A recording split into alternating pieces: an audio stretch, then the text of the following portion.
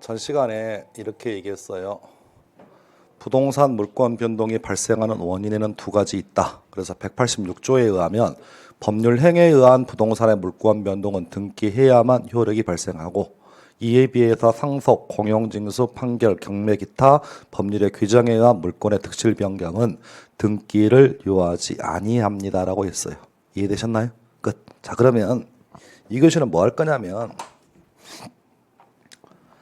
자, 부동산을 배웠으니까 이제 뭘 배울 차례 같아요? 그렇습니다. 동산의 물권 변동을 배우실 거예요. 이해하셨어요? 예를 들어서 내용이 똑같아요. 칠판 보세요. 어느 한 자전거가 있다. 자전거를 여러분 A가 물권, 소유권을 취득하려고 합니다. 이해하셨나요? 그러면 예를 들어서 쉬운 말로 표현하면 하나의 집에 대해서 A가 소유권을 취득하기 위해서는 뭐 하시라고요? 등기하시라고. 그런데 이게 자전거는요, 뭐가 안 된다고요? 등기가 안 된다고요. 이해하셨나요, 지금? 여러분 가지고 있는 책도 등기가 안 되잖아. 이해하셨나요? 여러분 가지고 있는 안경도 등기가 안 되잖아요. 그러면 동산에 대해서 소유권을 취득하기 위해서 여러분은 그럼 이 자전거를 어떻게 할 것이냐, 그 얘기야. 이해하셨나요? 그래서 이제 보셔봐.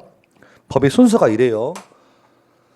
부동산 물권 변동에 대해서 186조와 187조에서 규정하고 있으니까 동산 물권 변동은 몇 조에서 규정하고 있을까?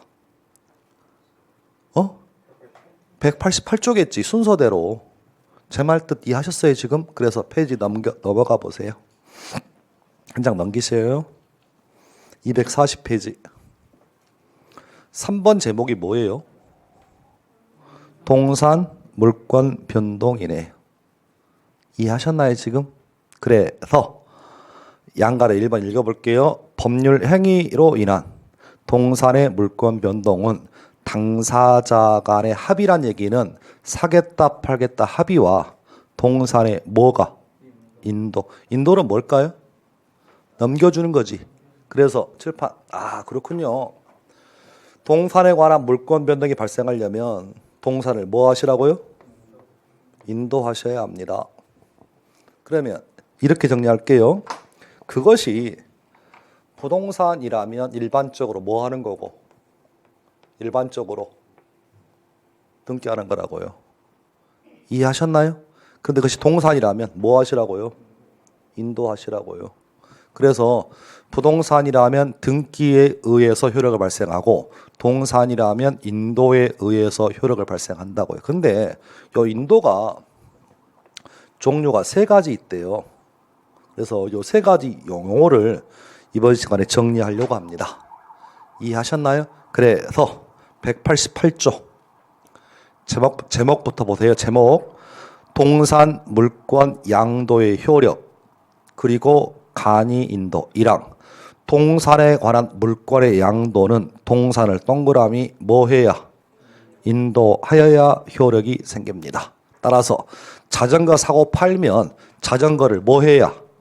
인도해야 여러분이 자전거에 대한 소유권을 취득합니다.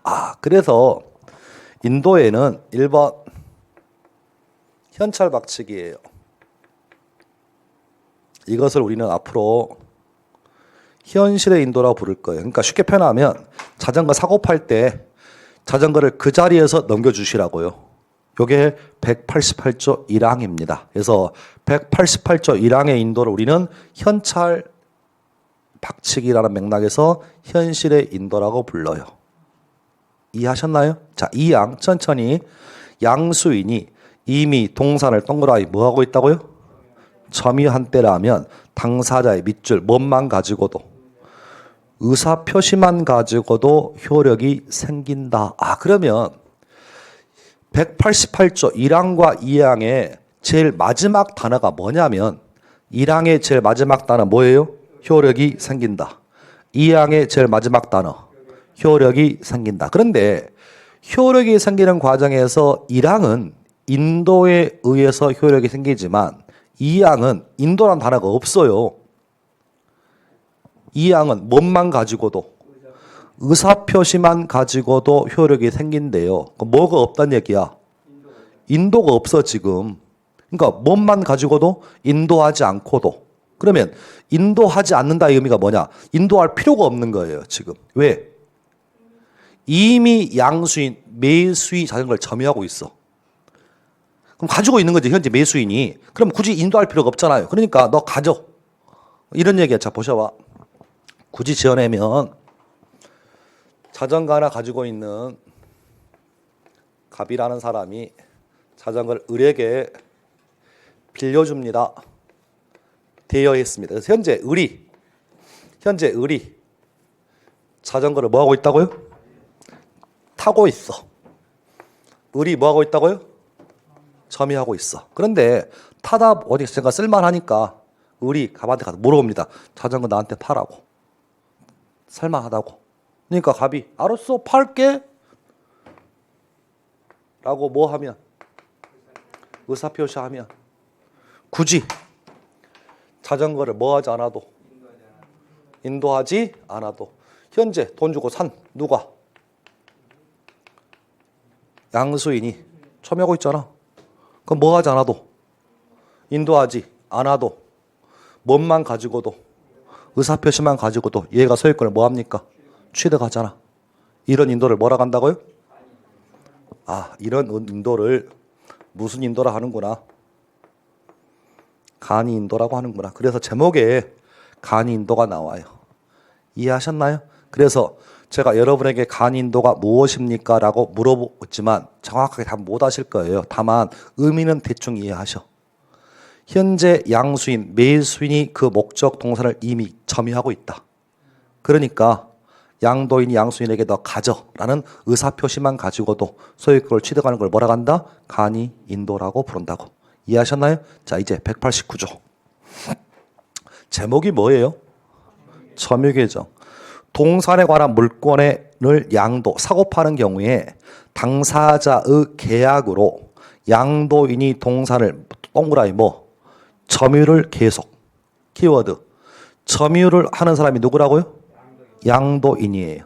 그러면 양수인은 인도받은 것으로 밑줄 봅니다. 그러면 실제로 인도하진 않았어요. 다만 인도받은 것으로 봐버려.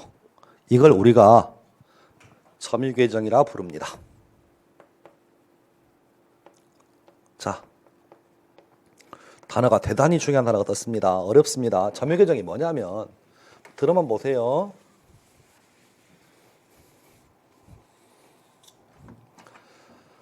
자, 자전거를 가지고 있는 갑과 을이 있는 갑이 있는데 이 자전거를 둘이 사고 파는 매매 계약을 체결합니다.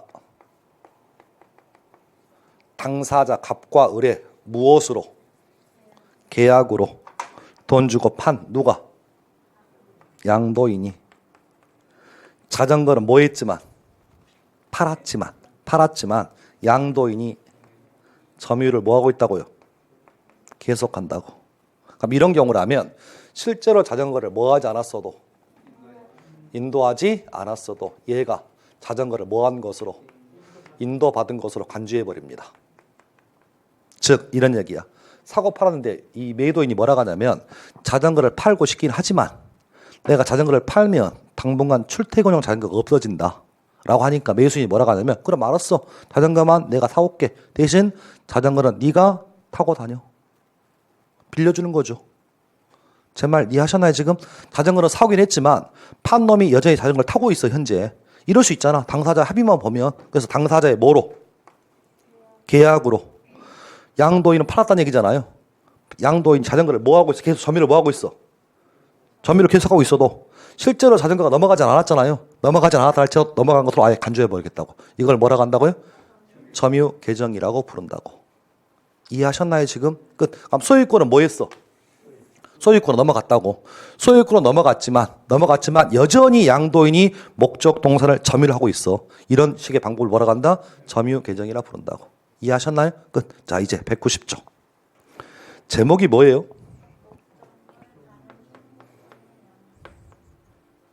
목적물 반환 청구권의 양도라고 부릅니다. 이게 또 동영상으로 얘기합니다. 우리 두 분 안 나오셨네 지금 보니까. 우리 형님들 둘이 지난주까지 보였던 형님들 둘이 있잖아요. 안 나왔어. 물어보면 뭔 말인지 몰라. 들은 풍어는 많아. 근데 우리는 아셔야 돼요. 아셨죠? 여러분 눈빛이 무엇이든지 빨아들이겠다는 이런 눈빛이잖아 지금. 단어가 어려워요. 이번 기회에 정리 안 하면 앞으로 1년 동안 힘들어. 1년 동안. 아셨죠? 그러니까 다른 민법은 내용이 어려운 게 아니에요. 용어가 어려워. 용어가. 그러니까 점유 개정하면 뜻이 뭐라고요? 법적으로 소유권은 넘어갔지만 여전히 양도인이 목적물을 점유하고 있더라. 이게 뭐라고 한다? 점유 개정. 간이 인도는 현재 양수인이 점유하고 있다. 그러면 의사표시만 가지고도 소유권을 취득하는 걸 뭐라고 한다? 간이 인도라 부른다. 그러니까 목적물 반환청구 양도는 뭐냐? 별 뜻 없어. 이제 보셔봐. 자전거 하나를 갑이 가지고 있다가 이 갑이 이 자전거를 을에게 빌려줘요. 그러면 현재 을이 자전거를 타고 있잖아요. 그러면 자전거 소유자 갑은 빌려준 사람한테 가서 나중에 내가 너에게 빌려준 자전거 돌려주세요 할 수 있잖아. 그게 뭐라고요? 내가 너한테 준 자전거 목적물 돌려달라라고 반환 청구권 행사할 수 있어고요. 이런 권리가 있다고요. 빌려주었으면 소유자가 다른 사람이 빌려줬으면 내가 너에게 준 자전거 돌려달라고 반환 청구할 수 있다고요. 이해하셨나요 지금? 그런데 병이 나타납니다. 병이 나타나서 너 예전에 자전거 있던데 팔래? 라고 물어봐. 근데 갑이 잠깐 을에게 빌려줬는데 그래도 팔아 라고 하니까 둘이 갑과 병이 자전거를 사고 팔아요. 사고 판다고. 그러면 자전거 산 사람은 나중에 누구한테 가서 을한테 가서 자전거 주인 바뀌었으니까 자전거 돌려달라고, 내 자전거니까 돌려달라고 할 수 있겠잖아. 목적물 반환 청구권 행사할 수 있어 없어? 있잖아. 그럼 결과적으로 갑과 병은 뭘 사고 판 거야? 이걸 사고 판 거야 지금 상황이. 이 권리가 얘한테 넘어갔잖아. 이해하셨나요 지금? 그래서 이걸 뭐라고 한다고요? 목적물 반환 청구권의 양도라 합니다. 그럼 결과적으로 보셔봐. 칠판 보셔봐. 얘가 얘한테 자전거를 넘겼어요 안 넘겼어? 인도했어 인도 안 했어? 인도 안 했잖아. 그럼 결론. 지금 인도의 방법이 몇 가지가 있어요? 네 가지. 첫 번째 뭐? 현찰 박치기. 현찰에 주는 거. 두 번째 간이 인도. 세 번째 점유 개정. 네 번째 목적물 반환 청구권 양도. 이 중에서 현실적으로 인도하는 건 뭐밖에 없어? 현실의 인도. 근데 나머지 세 가지는 실제로 인도하지 않았네. 세 가지는 실제로 인도하지 않았어. 간이 인도, 의사표시만, 점유 개정 인도 안 했잖아요. 점유 개정하고 있으니까. 세 번째는 권리만 양도했어. 그러면 요 세 가지 2, 3, 4번은 인도하지는 않았지만 소유권 취득했잖아. 그래서 우리는 앞으로 이런 인도를 들어보세요. 세 가지를 우리는 용어 정리할 때 머릿속에서만 넘어갔다. 그런 맥락에서 이것을 관념적 인도라 부를 거예요. 그래서 얼핏 보면 넓은 의미의 인도의 방법에는 두 가지 인도가 있습니다. 하나는 뭐? 현실의 인도. 두 번째는 뭐? 관념적 인도. 관념적 인도는 실제로 넘겨주진 않았지만 머릿속에서 왔다 갔다 한 거야 지금. 이 관념적 인도에는 종류가 몇 개 있다고요? 3개 있다고. 첫 번째 뭐? 간이 인도. 두 번째 점유 개정. 세 번째 목적물 반환 청구의 양도가 있다. 저희 시험 16개 기출문제. 인도의 방법이 아닌 것. 보기 5번이 등장합니다. 근데 이런 식의 단어는 여러분 좋아하는 가장 짧은 단어예요. 진짜 줄 하나짜리야. 부동산 물권 양도에 필요한 인도의 방법이 아닌 것. 1번 현실의 인도, 2번 간이 인도, 3번 점유 계정, 4번 목적을 반환 채권의 양도, 5번 뭔가 나오겠죠. 모르면 절대로 못 찾습니다. 알면 맞추고 모르면 틀리는 문제예요. 찍을 수가 없어. 찍을 수가 없어. 만일에 몇 번 찍을 것 같아요? 3번 찍어. 모르면 몇 번 찍은다고요? 3번 찍어. 왜? 단어가 마음에 안 들어. 뭐라고요? 단어가 마음에 안 든다고. 그러니까 우리가 시험을 보다 보면 내가 답하고 상관없이 마음에 애착이 가는 단어가 보여. 시험 관계없이 뭔지 싫은 단어가 보여. 그 중에 하나가 뭐라고요? 점유 계정이야. 일단은 혓바닥에 달라붙지 않고. 그래서 대부분 3번 찍어요. 점유 계정 찍어. 제 말 이해하셨나요? 가장 단순한 문제지만 가장 어렵습니다. 그래서 앞으로 두 가지는 센 기초다. 그래서 부동산 물권은 일반적으로 등기한다. 동사는 인도해라. 인도의 방법 몇 가지가 있다고요? 네 가지. 첫 번째 뭐? 현실의 인도, 간이 인도, 점유 계정, 목적물 반환 채권의 양도는 좀 외워두시라고요. 오늘은 외워도 1시간 지나면 또 잊어먹습니다. 근데 이런 과정을 대여섯 번 하다 보면 내 것이 될 거예요. 그러니까 내 다음 주에 기억 안 난다 할지라도 자책하지 마시고, 다만 설명했다가 다음 주에 제가 또 물어볼 거잖아요. 그럼 여러분 또 답을 못 하세요. 그럼 또 저는 즐겁잖아요. 이게 강사의 숙명이에요. 그러니까 알려주고 여러분이 모르면 너무 기쁜 거야. 그리고 소리 지르고 고함 지르고 이것도 모르냐고. 이건 제 의뢰 관용어구니까 너무 신경 쓰지 마세요. 아셨죠? 그러니까 이게 시간이 가야 되는 문제다. 자, 이제 좀 어려운 얘기 좀 할게요.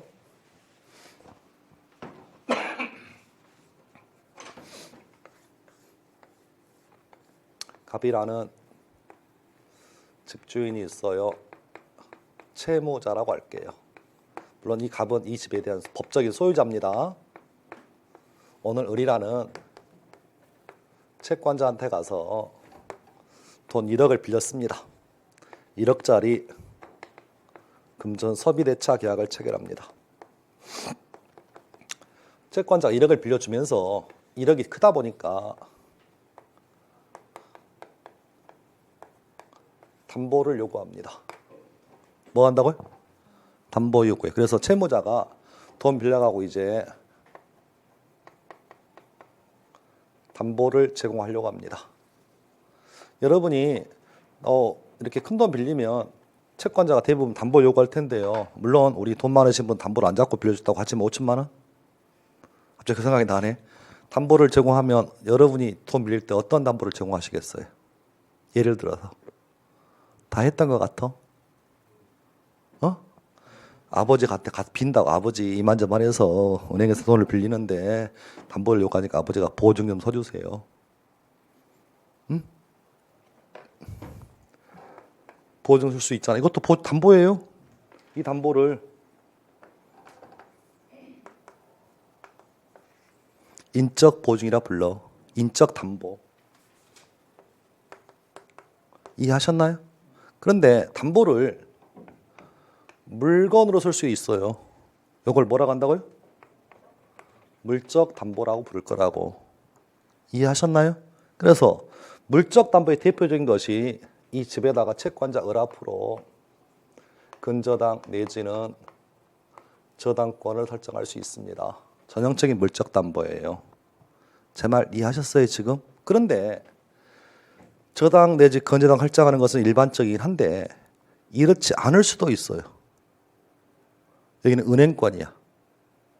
친구가 돈을 빌려달라고 해. 그러면 저 같으면 그 집 먹으려고 네가 나한테 돈 못 갚으면 그 집 나한테 줘. 라고 하니까 채무자가 싫어요? 아니면 좋아요? 뭐라고 하시겠어? 그렇게 하세요라고 대부분 콜하세요. 이해하셨나요? 그래서 채권자 을 앞으로 이렇게 가등기 하는 경우도 종종 있습니다. 이게 담보 가등기예요. 무슨 가등기라고요? 담보 가등기야. 그러면 나중에 채무자가 돈을 못 갚으면 채권자가 가등기에 의해서 번등기를 하게 됩니다. 번등기 하게 되면 소유권 취득하게 돼요. 제 말 이해하셨어요 지금? 주로 친구지간에 이렇게 하십니다. 추접스럽게 저당권 설정하지 않습니다. 이해하셨어요 지금? 끝. 자, 채권자 이름이 사채 채권자입니다. 사채업자들은요 저렇게 하지 않습니다. 양도담보 씁니다. 뭐 한다고요?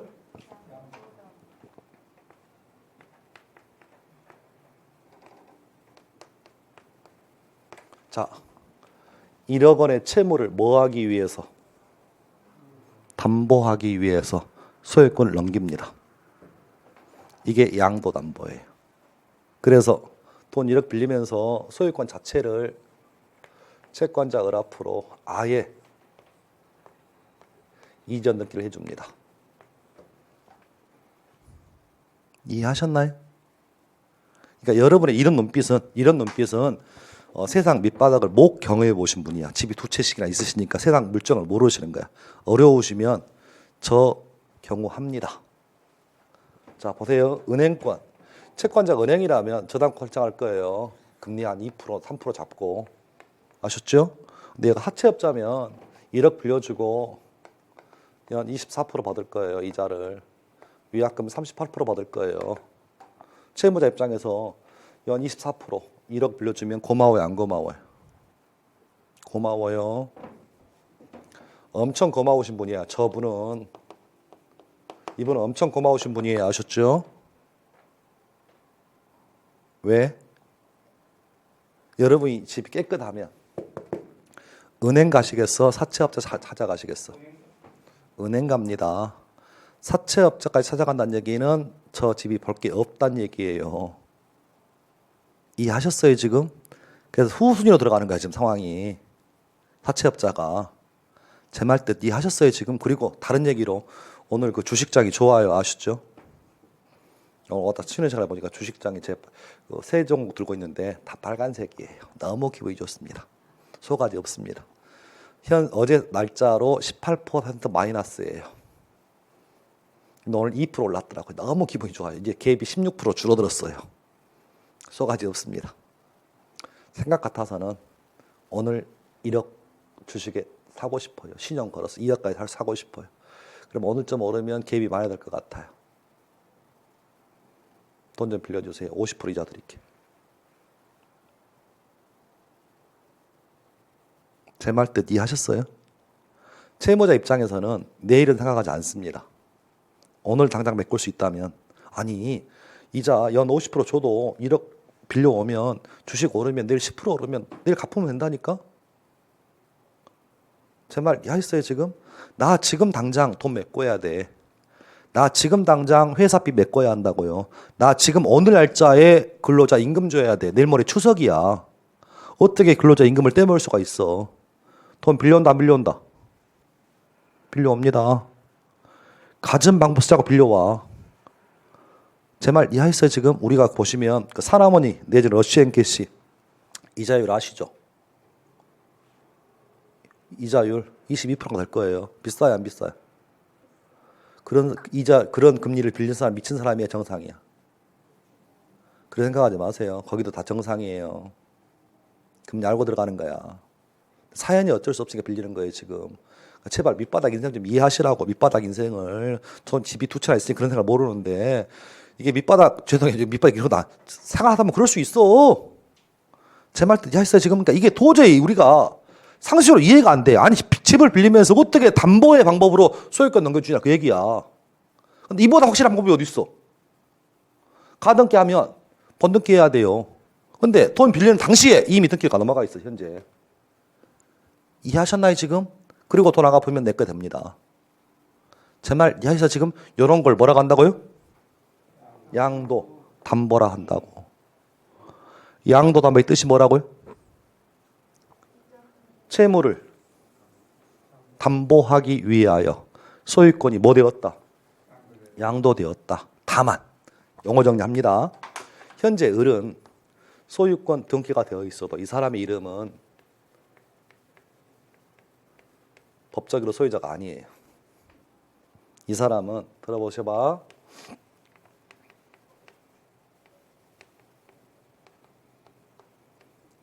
양도 담보권자라 부릅니다. 저당권하고 똑같아요. 형식만 소유 형식을 취하는 것뿐이야. 얘는 담보권자입니다. 소유권자가 아니라고요 지금.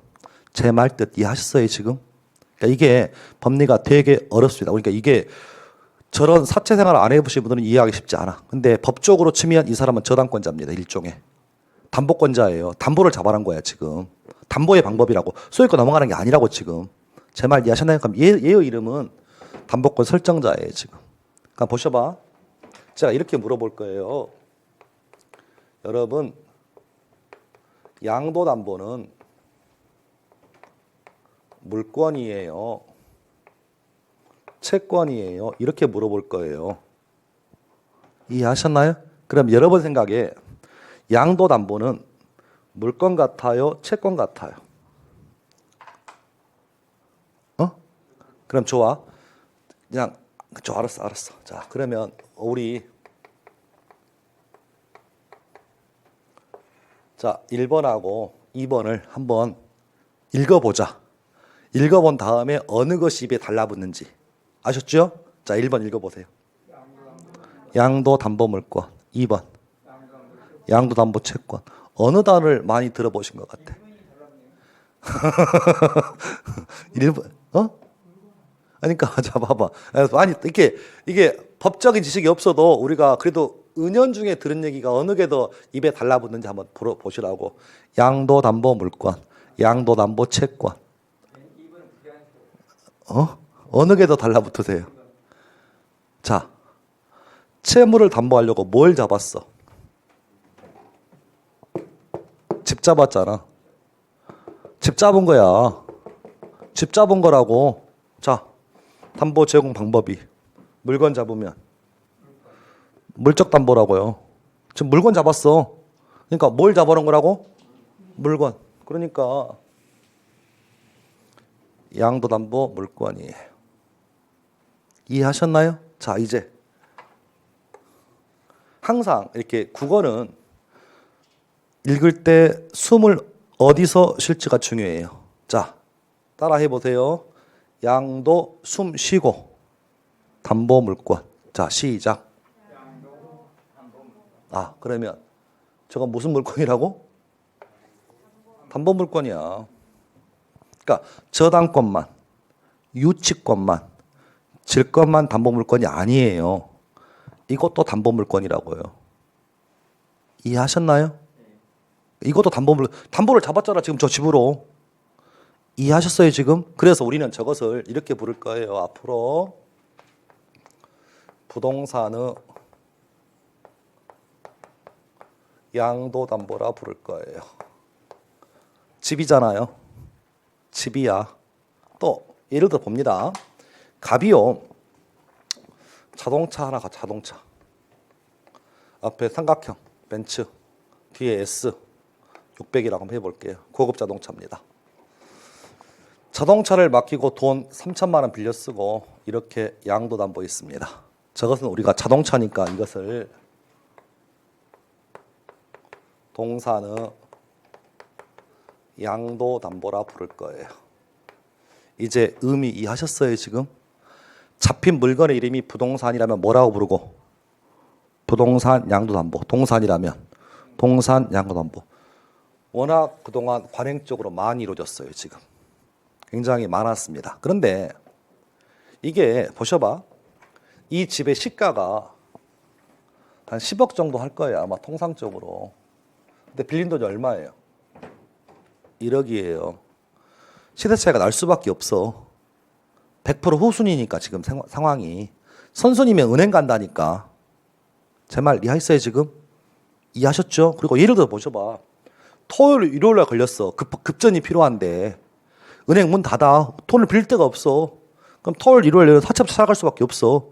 제 말 이해하셨어요 지금? 토요일 날 돈을 빌리고 나서 저렇게 설정해 줄 수도 있어 지금. 좀 돈 문제가 금리를 따질 문제가 아니라고 지금 상황이. 지금 당장 급전이 필요하다고 지금. 그러면 이렇게 10억짜리 집을 담보로 해서 1억을 빌려주면서 금리가 뭐 24%고 위약금은 한 3,000%라고 3,000%. 아니, 금리를 예를 들어서 연 200% 할게. 금리 이자 싸 비싸. 다시 한번 얘기합니다만은 연 200%는 비싼 거 아니라고요. 왜 자꾸 그런 생각을 하고 있어? 1억 투자해서 석 달만 갖고 있으면 주식에서 10배가 오르는데 왜 200%가 비싸냐고. 그래서 우리가 힘들게 사는 거예요, 지금. 그래서 우리가 힘들어. 그냥 강의, 제 뉘앙스 이해하셨죠? 그러니까 금리의 문제가 아니야, 지금 상황이. 지금 당장 급제이 필요하니까 지금 융통해야 돼. 그런데 문제는 채무자가 갚을 확률이 많겠어? 못 갚을 확률이 많겠어? 못 갚을 확률이 99%야. 그러면 이 채권자 1억 빌려주고 얼마를 먹었어? 9억 먹었잖아. 폭리가 너무 심해.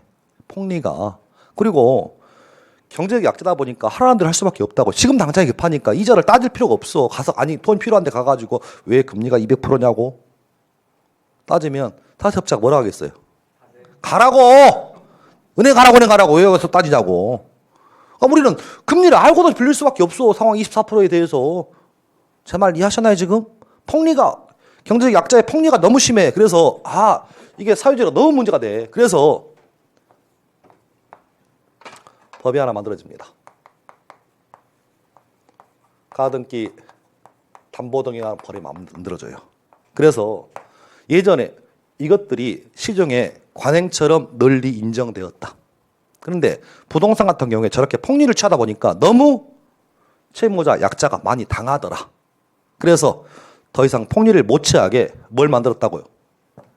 가등기 담보에 관한 법률을 제정합니다. 그래서 현행법에서는 채권자 너 1억 빌려줬으면 1억에 대한 법정이자 너희들 말하는 거 말고 법정이자 빼고 부대 비용 빼고 3천만 원 나오면 1억 3천만 먹고 나머지 8억 7천원 돌려주라.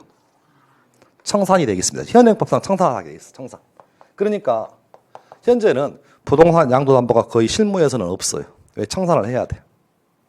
다 편법으로 들어가긴 하지만 제 말 이해하셨어요 지금? 이해하셨어. 근데 동사의 양도담보는 지금도 성행합니다. 법에 적용을 받지 않아요. 동사 양도담보는 지금도 편법 폭리가 굉장히 심합니다. 지금.